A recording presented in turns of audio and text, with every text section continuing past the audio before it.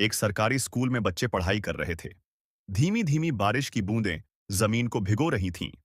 तभी स्कूल परिसर में एक एसडीएम की गाड़ी सायरन बजाती हुई आकर रुकी। सायरन की आवाज सुनकर स्कूल का सारा स्टाफ और बच्चे हैरान रह गए।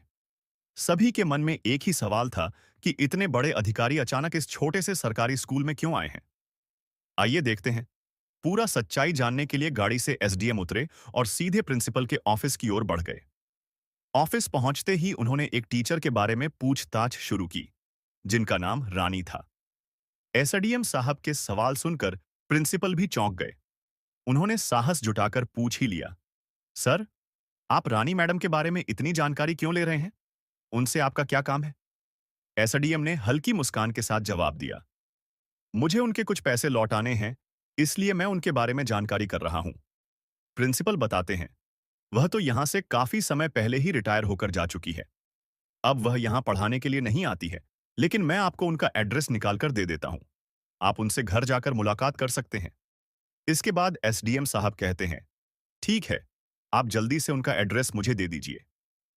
यह बात सुनने के बाद प्रिंसिपल सर और भी ज्यादा उत्सुक हो जाते हैं, यह जानने के लिए कि आखिर इतना बड़ा अधिकारी एक टीचर से मिलने के लिए इतना बेचैन क्यों है। तो वह फिर से पूछ लेते हैं, सर, अपने बारे में तो कुछ बताइए। क्यों आप रानी मैडम से मिलने के लिए उतावले हो रहे हैं? और कितना पैसा आपने उनसे ले रखा है? इसके बाद एसडीएम साहब एक कुर्सी पर बैठ जाते हैं और अपनी कहानी प्रिंसिपल सर को बताने लगते हैं। वह बताते हैं, सर, कुछ साल पहले मैं भी इसी स्कूल में पढ़ा करता था। एक दिन क्लास में रानी मैडम ने सभी छात्रों से एक सवाल पूछा कि अगर तुम सभी को 100 रुपए मिल जाए तो तुम उन 100 रुपए का क्या करोगे? इस सवाल के जवाब में सभी ने अपनी अपनी तरह से जवाब दिए। कुछ छात्रों ने कहा कि वे उन पैसों से चॉकलेट खाएंगे, तो कुछ ने कहा कि झूला झूलेंगे। कोई वीडियो गेम खरीदना चाहता था तो कोई खिलौने। जब मेरी बारी आई तो मैंने कहा, मैम, मैं तो अपनी माँ के लिए उनकी आंखों का चश्मा बनवाऊंगा, क्योंकि वह जब दूसरों के कपड़ों की सिलाई करती है तो आंखें कमजोर होने के कारण उन्हें कम दिखाई देता है। अक्सर उनके हाथ में सुई चुभ जाती है।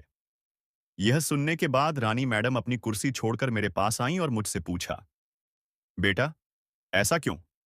तुम्हारी माँ की आंखों के लिए चश्मा तो तुम्हारे पिताजी भी बनवा सकते हैं। तुम उन पैसों से अपने लिए कुछ खेलने का खिलौना या खाने की अपनी पसंदीदा चीज क्यों नहीं खरीदते? इसके बाद वह लड़का, जो अब एसडीएम बन चुका था, कहता है, मैम, पिताजी की मृत्यु तो बचपन में ही हो गई थी। उनके गुजरने के बाद मेरी माँ ने ही मेरा पालन पोषण किया और मुझे पढ़ाया लिखाया।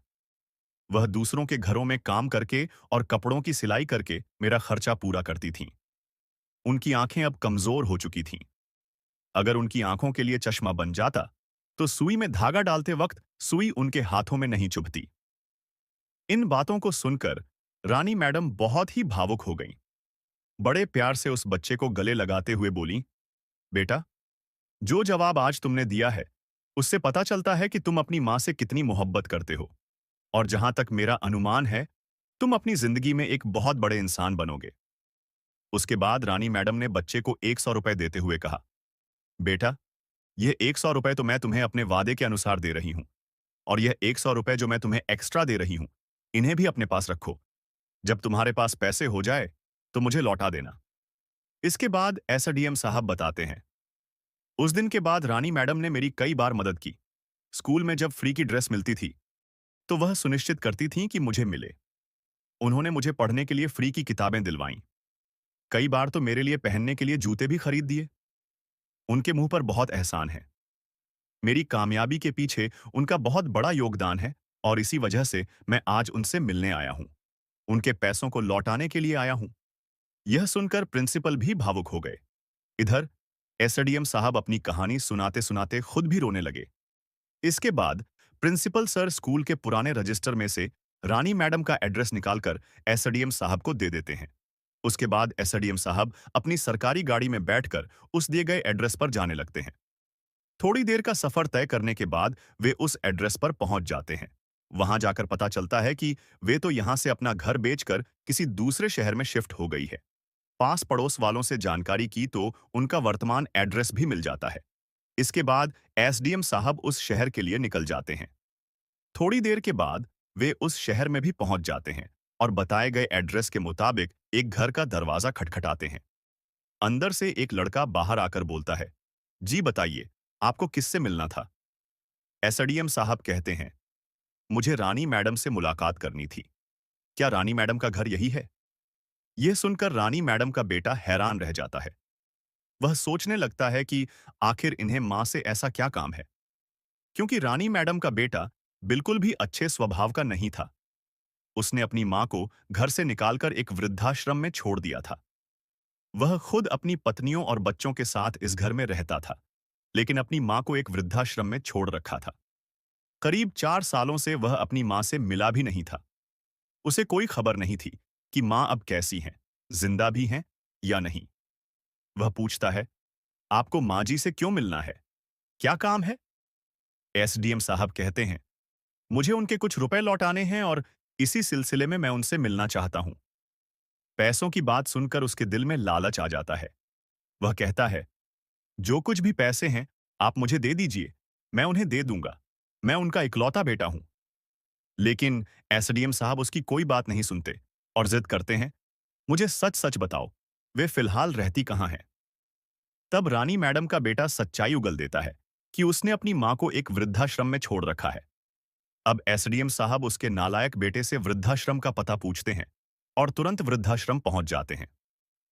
वहां पहुंचकर एसडीएम साहब आश्रम के मैनेजर से बातचीत करके रानी मैडम के बारे में पूछताछ करते हैं और उनके कमरे का नंबर पता चल जाता है। एसडीएम साहब अपने सिक्योरिटी गार्ड को वहीं रोककर खुद अकेले ही उस कमरे में जाते हैं। वहां जाकर देखते हैं कि रानी मैडम कमरे में एक बेड पर लेटी हुई है। उन्हें देखकर ही लग रहा था कि वे कितनी बीमार और कमजोर हो चुकी हैं। उनके पास जाकर एसडीएम साहब उनके पैरों को छूते हैं। रानी मैडम कहती हैं, बेटा, कौन हो तुम? मैंने तुम्हें पहचाना नहीं। यहां मुझसे मिलने क्यों आए हो? इतना कहते हुए वह बिस्तर से उठकर बैठ जाती है।